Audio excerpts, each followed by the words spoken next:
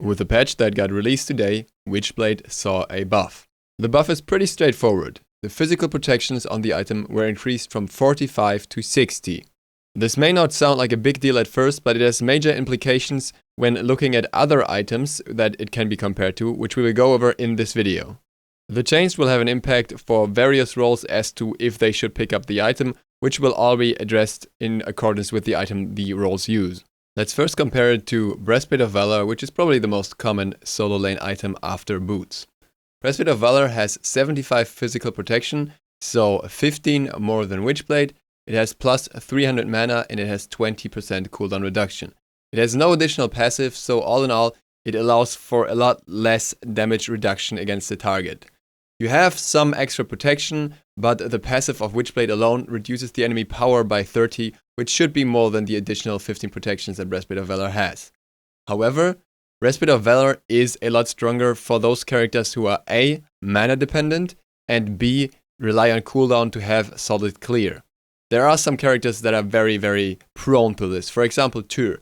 Tyr would not make all too much use out of Witchblade, simply because he doesn't benefit from the attack speed, and while the aura is great, he can heal up most of the time. He doesn't need that extra tankiness, but he needs the cooldown reduction to clear and bully reliably. So those characters who make most use out of Breastplate of Valor will probably not change their build and keep Breastplate in the same place, and maybe get a Witchblade later on, depending on if it's needed for the team. There are some gods that are less dependent on the Breastplate of Valor, simply because they are not as dependent on cooldown reduction, and they also don't need quite as much mana because they mostly clear with basic attacks. These characters currently often go for Hide of the Nemean Lion. Hide of the Nemean Lion has 90 physical protection, so a solid 30 over Witchblade. It has 200 mana, and it has the additional benefit of reflecting 20% of all basic attack damage back to the attacker. In total, the damage difference between the two should actually be rather small. One has more protection, the other one has a damage reduction aura. Clear-wise, there isn't too much of a difference either. You get some damage reflection back to minions if minions attack you in the first place, but it's not enough to actually have a major impact on clear in any circumstance. What may or may not make a difference is the additional mana on the item. However, most solo laners typically don't need that much mana if they are those who can build into Hide of the Nemean Lion anyways, because once again, their clear is mostly focused on using their basic attacks, and they also get that blue buff for free anyways, so usually it's not that problematic for them. In the end, both items are centered around reflecting back or slowing down the enemy basic attacks. None of the items actually directly affects abilities outside of the fact that they actually have protection and the power reduction on Witchblade, but they don't have any additional effects on the abilities of the enemy, whereas they both, in somewhat different ways, affect the attack speed of the enemy. And this is where, in my opinion, Witchblade already shines. Witchblade is 150 gold cheaper, making it more accessible.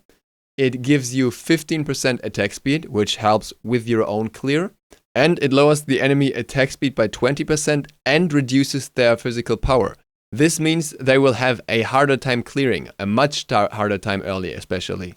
If you are a warrior who builds into defense first, you are really reliant on your base power, and if that's reduced by 30, that's basically most of your boots gone. And if you've ever tried to clear with boots and without boots in comparison, you know how much of a difference that makes. While Hide of the Nemean Lion will probably have a very similar status when it comes to boxing the enemy directly, but only a similar one, not necessarily a better one, maybe even a little weaker, in terms of preventing the enemy from clearing, Witchblade has a strong case for itself on or against both attack speed focused characters or basic attack focused characters and ability based characters simply because of the power reduction. So I think those characters who usually pick up Hide of the Nemean Lion at the moment will be much better off picking up Witchblade instead, simply because of the overall stats that just allow for a lot more, unless you're one of those characters that is very ability focused, but then the question is, why would you build Hide of the Nemean Lion in the first place? In dual lane, the comparison on the support side is a little bit of a different one. I will use Sovereignty here, simply because it's around the same price range and is also focused on physical defense. Sovereignty costs 2,100 gold, so 50 gold more than Witchblade. it has 30 physical protection, an additional 30 physical protection in an aura, so the same amount of physical protection. It has 200 additional health, and it has 25 HP 5 on top. That means that all in all, Sovereignty has a bunch more effective health than Witchblade. Therefore, as an early item for the duo lane, I don't think Witchblade is all too viable. You will take more damage with Sovereignty in the end because you don't have that damage reduction and attack speed reduction, but you're against a physical character and a magical character most of the time, so in that regard, Witchblade doesn't help all too much. It could be a good situational item against a double physical lane, but that will not happen all that often. And also you have to stay in that 55 unit radius of the enemy for the effect to take place, which you don't always want to do in duo lane.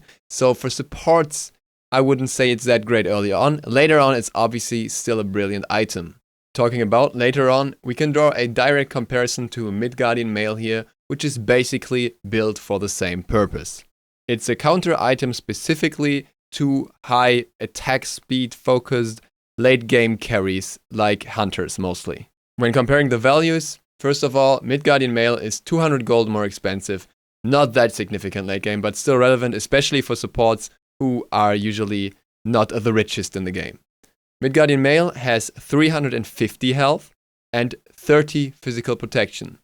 This should end up being more effective health in most situations than Witchblade, but depending on how the enemy team comp is composed or how much health or defense you already have, the efficiency may differ here.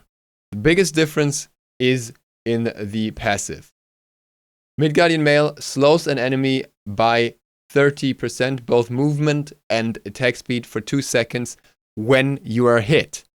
Witchblade slows the enemy by 20% in regards to attack speed and reduces the physical power by 30 in a 55 unit radius.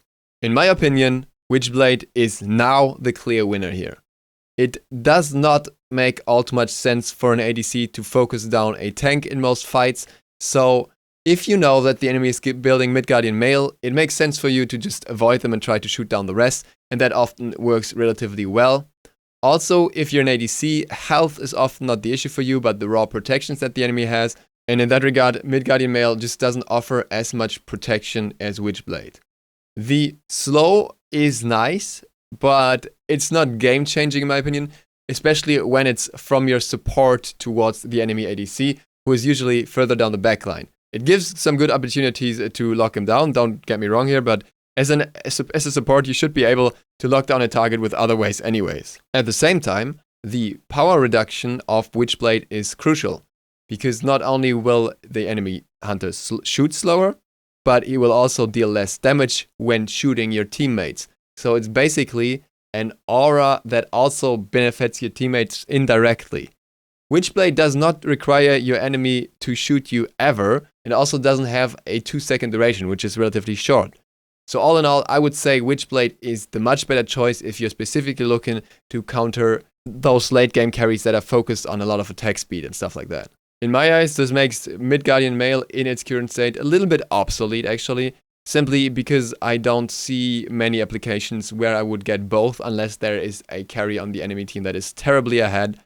I am not 100% sure if the both effects interact, but I'm pretty sure they do stack. I know there's an issue with Frostbound Hammer, or like not an issue, but it doesn't function properly with Midgardian Mail, and that's intended as far as I know. But with Witchblade, this should not be so case. So if you ever want to get both, it would be possible against a very, very attack-focused, carry-focused team comp. But then again, the instances that happens are so rare that I would probably stick to Witchblade most of the time. Now let's look at junglers, and more specifically Void Shield, which is often built early on these days. Void Shield has 30 physical power, 50 physical protection, and an aura that decreases the physical protection of enemies by 20. To compare these two, it makes sense to just assume that we're fighting against a jungler that has Witchblade as a jungler that has Void Shield. In that case, you will have 20 physical protection reduction onto the jungler that has Witchblade, so the jungler that has Witchblade actually has only 40 physical protection. At the same time, the physical power of the jungler that gets Void Shield will be completely negated because those 30 physical power get reduced by Witchblade. On top of that, Witchblade also reduces the attack speed by 20%. So in the end, one item has 10 defense less, which is the one that has Witchblade, and the other enemy has 20% attack speed less. However, on top of that, Witchblade also gives you 15% attack speed, which the enemy doesn't have. So the one that has Witchblade should have slightly more damage in this trade. While that would sound like this goes in favor of Witchblade overall, most of the time it really doesn't. Simply because not all you're doing as a jungler early on is fighting the enemy jungler. As you have to roam around and clear a lot, you will need the extra physical power and the extra penetration against other targets, especially camps and stuff, in order to have more damage and clear faster. Also, most junglers are ability focused and don't benefit all that much from extra attack speed. There are exceptions, but those often are hyper carries that need to go into completely different builds. Witchblade is in that regard not the best item, because if you want to ability clear a camp relatively fast, then Witchblade doesn't do anything for you. That being said, it is still a good item for junglers later on. For example, against a hyper carry comp once again, or just to fit it in your build if you're against a jungler that goes more into an attack speed oriented build later, like for example Erlang Shen. Erlang Shen himself can also make great use of this, so it's kinda a counter item against certain junglers, but the same junglers that are countered by it are also the one making best use of it, simply because of the attack speed.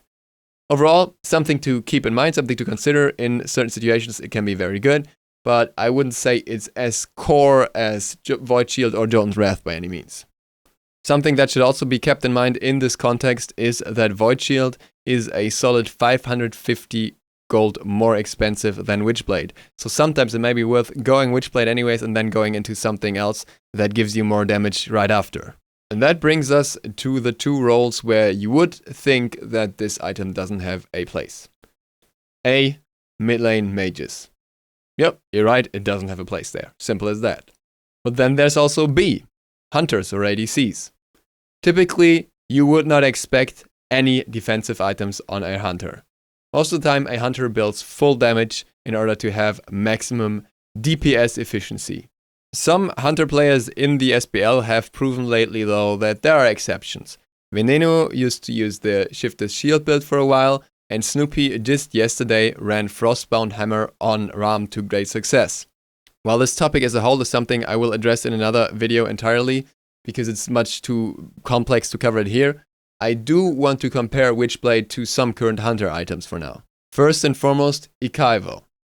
Apparently it's pronounced Ikaivo, still not so sure about that, but whatever, we'll go with it. Ikaivo gives you 30% attack speed, 10 penetration, and a passive that gives you up to 30 power, while reducing the enemy power by up to 30 as well. It is also slightly cheaper than Witchblade with a price tag of 1,700 gold, so it's 350 gold less. Overall, the stats are not that crazy different though. If you have 60 extra protection, then 10 physical penetration are not gonna mean jack.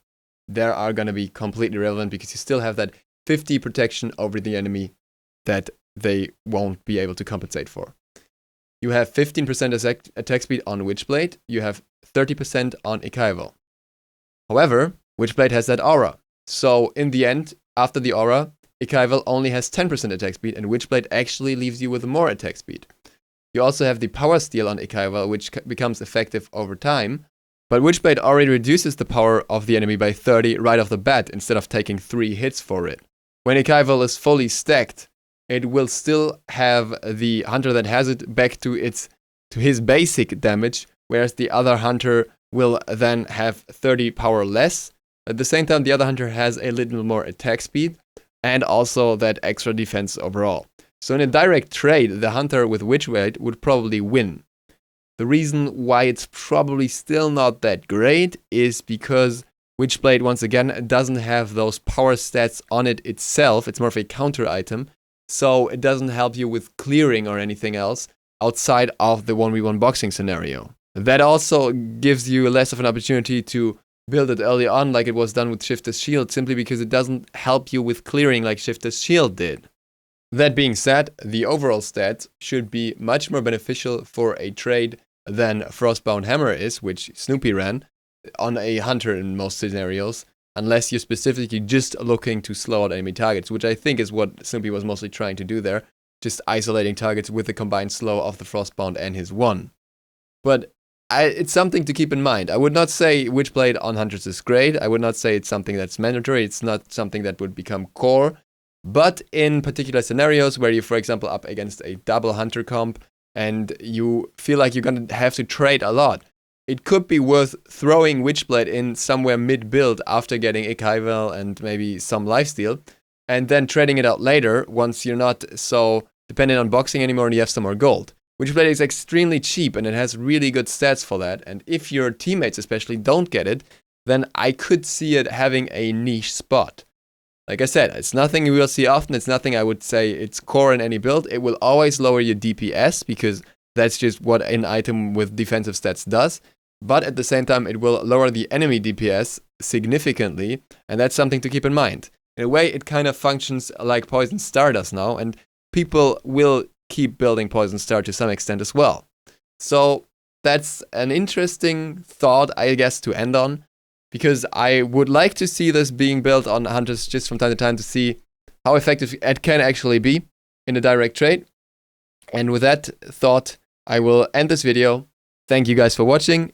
New videos daily. Duke Sloth out.